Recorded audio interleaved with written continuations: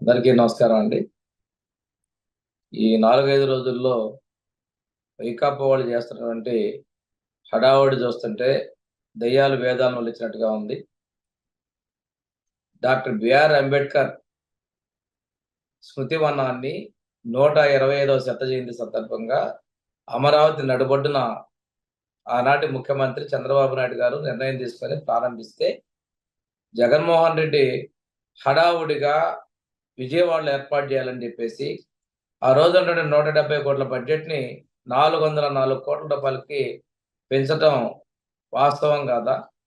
ఇందులో 200 పైన కోట్ల రూపాయల అవినీతి జరిగిందనే ఆరోపణలు ఎదుర్కొన్నది నిజం కాదని అడుగుతా ఉన్నా.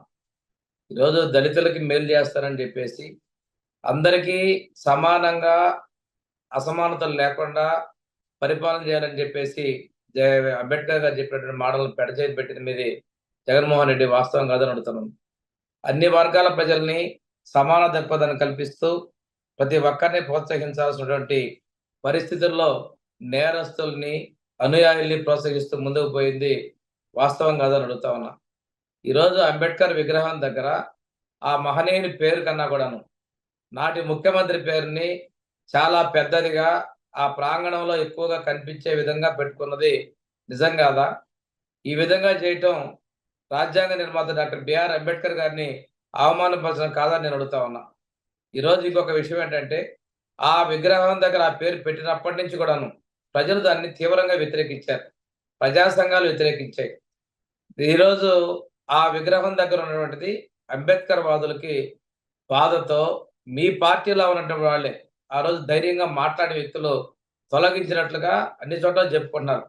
ఇటువంటి పరిస్థితుల్లో రోజుకో విధంగా అంబేద్కర్ స్మృతివనం మీద దాడి చేశారు. అంబేద్కర్ విగ్రహానికి అవమానం చేశారు అని మీ పార్టీ నాయకులు మాట్లాడటం సిగ్గుచేటు. ఇక్కడ జరిగిన వాస్తవం ఏంటి? అంబేద్కర్ విగ్రహం దగ్గర ఎడమ కాలి పక్కన మీ నాయకుడు ఓపెనింగ్ చేసుకొని పెద్ద పేరు పెడితే అంబేద్కర్ గారి కన్నా ఆయన పేరు ఎక్కువగా కనిపిస్తుందనేది ఎవరో అంబేద్కరిస్టులు, అందులో మీ పార్టీ వాళ్ళే తీసేశారని చెప్పేసి ప్రజలు చెప్పుకుంటున్నారు.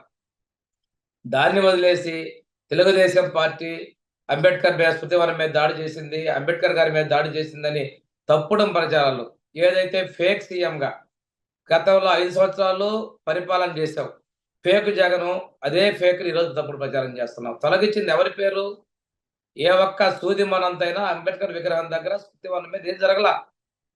అక్కడ అంబేద్కర్ గారి పేరు కన్నా ఎక్కువగా కనిపిస్తున్న నీ పేరుతో తొలగించారు తప్పితే వేరే ఏం చేయలేదు. ఇక్కడ ఇంకో విషయం, డాక్టర్ బిఆర్ అంబేద్కర్ విదేశీ విద్యానిధి పథకాన్ని రద్దు చేశావు. ఆ రోజు అది తీసేసి నీ పేరు పెట్టుకున్నావు. జగనన్న విదేశీ విద్యానిధి పథకాన్ని. ఈ రోజు మాట్లాడే వాళ్ళు ఎవరు కూడా ఆ రోజు పలకపోవడం చాలా దుర్మార్గం. సప్లై నిధులు పూర్తిగా పక్కదోవ పట్టించేసుకున్నావు. అంటే ఈ రోజు ఆ నిధులు కూడా అక్కడ అందుబాటులో కనిపించలేని పరిస్థితులు కనిపిస్తా ఉన్నాయి. సప్లైయర్ నిధులకి ఎక్కడ దోచేసావనేది. ఎస్సీ కార్పొరేషన్ పూర్తిగా నిర్వీర్యం చేసేసావు. పక్క రాష్ట్రంలో ఇదే విగ్రహం పెడితే 170 కోట్లయితే ఇక్కడ 400 కోట్లు ఎందుకు బడ్జెట్ పెట్టడం జరిగింది? సాంఘిక సంక్షేమ చేయాల్సిన పరిపాలనని మున్సిపల్ అడ్మినిస్ట్రేషన్‌కి ఎందుకు మార్చావు? నీ అనుయాయులైనటువంటి ఐఏఎస్ అధికారి శ్రీలక్ష్మి గారికి ఎందుకు దీనికి బాధ్యతలు అప్పగించావు? ఏపీ ఐఐసీకి ఎందుకు తీసుకొచ్చావు?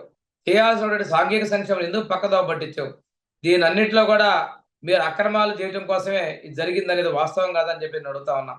ఈ రోజున ఇటువంటి తప్పుడు ప్రచారాలు కాకుండా మీరు ఏదైతే అంబేద్కర్ చెప్పారో అవన్నిటిని పూర్తిగా పక్కదోవ పట్టించారు. మద్యం మాన్పించాలని వారు చెప్తే జనంలో మద్యాన్ని తాగించి ఖజానా నింపాలనేటువంటి ప్రయత్నాలు చేసుకుంటూ జే టాక్స్ వసూలు చేసింది వాస్తవం కాదా? సంపద సృష్టించాలని చెప్పేసి అంబేద్కర్ గారు చెప్తే ప్రజలపై పన్నుల భారం విధించాలని చెప్పి మీరు చేసింది వాస్తవం కాదా? ప్రజల పరిశ్రమలు ప్రోత్సహించాలని చెప్పేసి అంబేద్కర్ గారు చెప్తే పరిశ్రమల్ని ఈ రాష్ట్రం నుంచి తరిమేసింది వాస్తవం కాదా? మాతృభాషను ప్రోత్సహించాలని చెప్పేసి రాజ్యాంగ రచనా సంఘం అధ్యక్షుడైనటువంటి అంబేద్కర్ గారు చెప్తే అమ్మ భాషని ఆహ్, పూర్తిగా తుడిచేసింది మీరు కాదా? పత్రికా స్వేచ్ఛను, అదే విధంగా పౌరుల స్వేచ్ఛను ఇవ్వాలని చెప్పేసి అంబేద్కర్ గారు చెప్తే వాటిని పూర్తిగా అణగదొక్కింది మీరు కాదా? దళిత వర్గాల మీద దాడులు చేసింది మీరు కాదా? ఈరోజు బుక్ బ్యాంక్ స్కీమ్ రద్దు చేసావు. బెస్ట్ అవైలబుల్ స్కీమ్ రద్దు చేసావు. అంబేద్కర్ విదేశీ విద్యానిధి పథకాన్ని తప్పు చేసావు. ఈ విధంగా చాలా సంక్షేమ పథకాలను పక్కన పెడుతూ ఏ ఒక్క అభివృద్ధి చేయకపోగా స్కాలర్‌షిప్స్‌లు పూర్తి స్థాయిలో ఇవ్వలేదు. ఫీజు రీయింబర్స్‌మెంట్ పూర్తిగా చేయలేకపోయావు. 50% గత 4 సంవత్సరాలు ఇచ్చావు. ఆఖరి సంవత్సరంలో 100% పెండింగ్ బకాయిలు పెట్టావు. ఈ బకాయిలన్నీ ఈ ప్రభుత్వం తీర్చాల్సి ఉంది. నీ అమాయకపు మాటల్ని, కల్లబొల్లి కాబుల్ని ప్రజలు నమ్మే పరిస్థితులు లేరు. ప్రజలు వాస్తవాలు గ్రహించే 2 నెలల నాడు నిన్ను తరిమి కొట్టారు. ఈరోజు రోజుకొక నాయకుడి చేత నువ్వు మాట్లాడించడం మంచిది కాదు. ఇది అంబేద్కర్ గారి మీద నీకు ఏమాత్రం గౌరవం ఉన్నా, నీ పేరు తొలగించినందుకు, అంబేద్కర్ గారి పేరు కనిపించే విధంగా ప్రజలు చేసినందుకు సంతోషపడు. నీ తప్పుని ప్రజలు సరిదిద్దారని భావించు అంతేగాని తెలుగుదేశం పార్టీ మీదనో, ఇంకొకళ్ళ మీద బురద జల్లొద్దు. ప్రభుత్వం మీద అసలు బురద జల్లేటువంటి అర్హత నీకు లేదు. నీవు చేసినటువంటి అరాచకాలు ప్రతి ఒక్క శాఖలో మేము చూస్తా ఉంటే కోకొల్లలుగా బయటకొస్తా ఉన్నాయి. ఒక్కొక్క శ్వేతపత్రంలో నువ్వు చేసిన లోపాలొస్తా ఉన్నాయి. ఈరోజు ఏ సంక్షేమ శాఖలో చూసుకున్నా నువ్వు చేసినటువంటి కోతలమయం కనిపిస్తున్నాయి. బకాయిలు కనిపిస్తా ఉన్నాయి. తర్వాత ఏ ఒక్క హాస్టల్‌కి పోయినా బాత్రూమ్స్ బాగాలేవు. అదే విధంగా కనీసం మంచినీటి వసతి బాగలేదు. శానిటేషన్ శుభ్రంగా లేదు. కాంపౌండ్ వాల్స్ పడిపోయినాయి. బాత్రూమ్ బోల్ట్‌లు కూడా లేని పరిస్థితి. దీనికి కారకులెవరు? 5 సంవత్సరాలు నువ్వు చేసినటువంటి పాపాలు ఎవరు పడుతున్నారు? ఈరోజు తప్పుడు పత్రికనొకటి, అసత్యాల పత్రికను అడ్డం పెట్టుకొని రోజుకొక వార్తలు రాస్తున్నావు. 5 సంవత్సరాలు నీ పేపర్‌ని ఎన్నడూ లేని విధంగా కొత్త కొత్త కథనాలుగా తీసుకొస్తున్నట్టు చేస్తున్నావు. ఈ రోజున నిజమైన అంబేద్కర్ వాదులందరూ కూడా చాలా సంతోషపడుతున్నారు. విజయవాడ నగరంలోనే కాదు, రాష్ట్రంలో అందరూ కూడా అక్కడ అంబేద్కర్ గారి పేరు కన్నా ముందు విగ్రహం కన్నా కూడాను గత పాలకుడి పేరు పెట్టున్నారు. అది పోవటం చాలా సంతోషంగా ఉందని మాట్లాడుతున్నారు.